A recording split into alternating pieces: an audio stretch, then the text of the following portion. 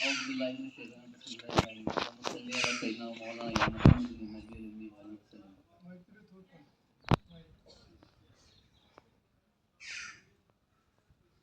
As you know, dear students, आज की जो ये दिन चल रहे हैं ये खास है, आप लोगों को पता होना चाहिए। जैसे आपको पता है कि आज एक मुहर्रम की जो डेज है ना, इसके बारे में आप लोगों को पता होगा, आपको पता नहीं होगा, इसकी एक जेनेसिस है, अपनी एक हिस्ट्री है। अक्सर मुहर्रम प्रोसेशन जो होती है आजकल कि हमारे अगल बगल में हमारे जो सेक्ट्स है मुस्लिम के शायद नहीं है, तो उस वजह से शायद आप लोग इस चीज़ को रिकॉग्नाइज नहीं कर पाते हो। मगर अगर हम देखेंगे एक इस्लामिक बैकग्राउंड में इस चीज़ को, तो is a kind of rightness and truthness that has been adventured by the great personality in the path of Islam, as you know.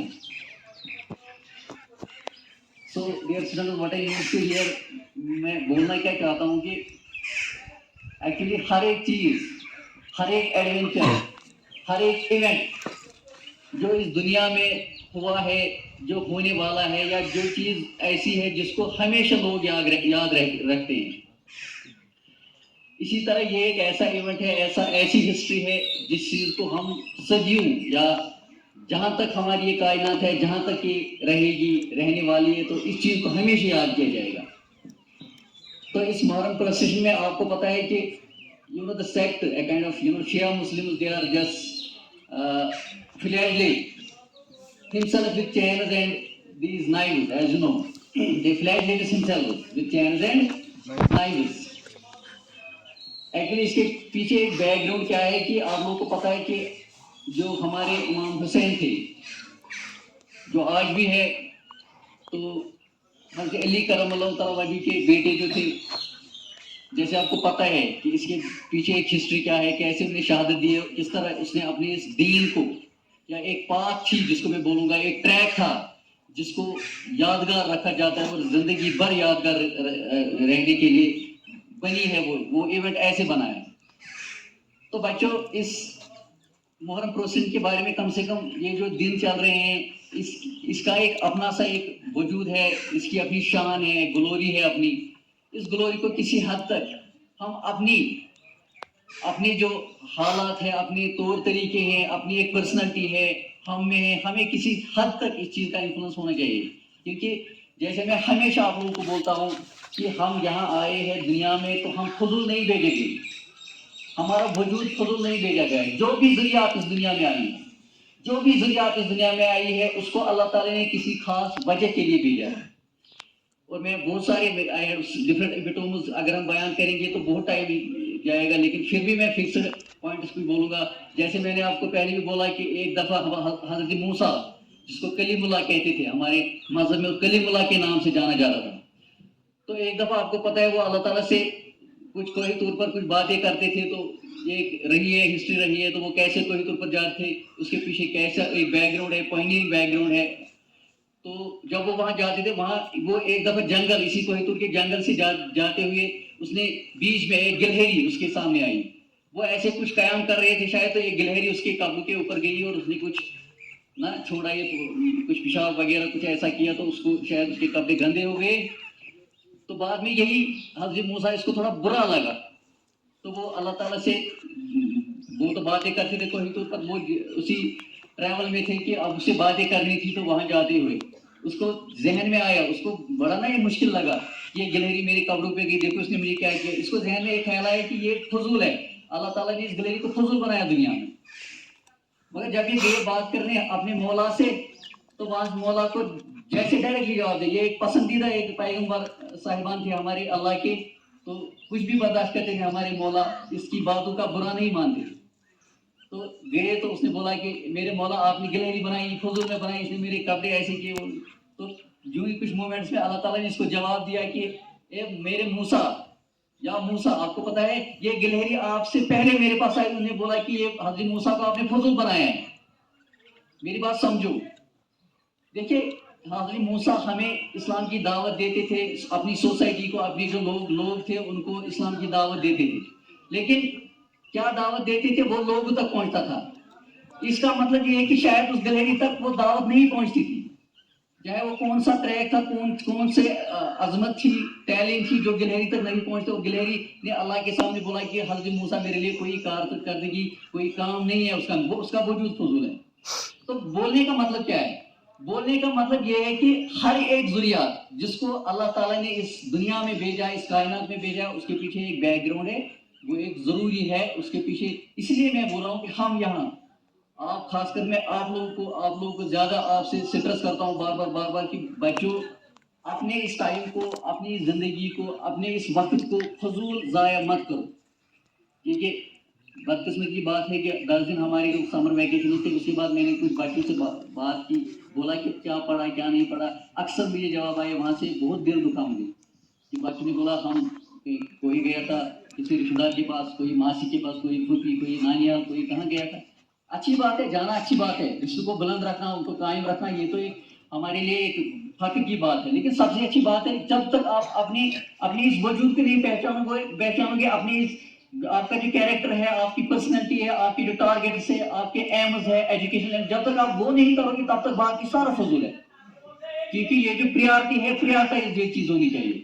सबसे पहले आपकी तैलीम प्रियॉरिटाइज होनी चाहिए, उसके बाद जो बाकी अखराजात है उन पर आपको ध्यान देना है। लेकिन ये एक रिक्वेस्ट है, मैं बार बार रिक्वेस्ट करता हूँ, क्योंकि जो वक्त चाहता है वो नहीं आता है।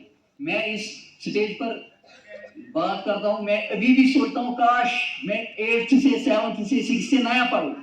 मैं जिस मेरी एक दर्द है कि बुझता हूँ बड़ा आने पर मैं नूर, मगर वो वक्त नहीं आने वाला।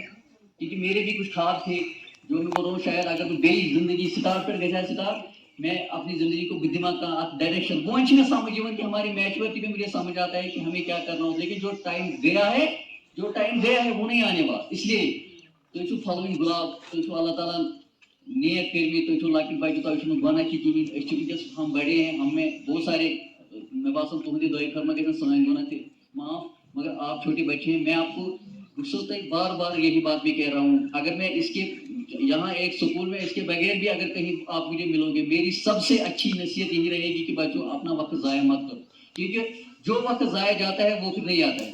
बेशक आज इतना कंपटीशन है, आप पढ़े लिखे बंदे हैं, मेरे साथ बैचमेट्स मेरे थे, JRF 3-3 4 बार किया है, नेट किया है 6 बार, PhDs है, MPhils है, बहुत सारी डिग्रियां हैं, एवं कि बहुत सारे प्रोफेशनल, मगर अनफॉर्चुनेटली बेचारे इतना कंपटीशन है, अब किसी कंपटीशन में नहीं आते।